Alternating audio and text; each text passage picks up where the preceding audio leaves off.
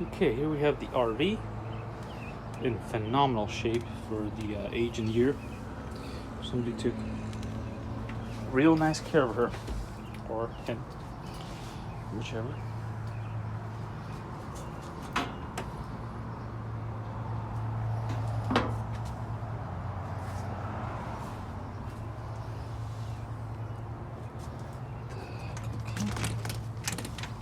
Okay, here we go.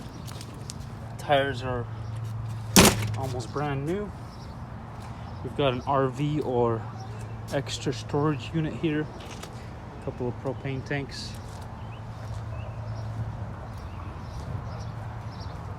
Just a good looking RV. Let's check out the left side. It's got a small pop out here on the left side. Tires also brand new.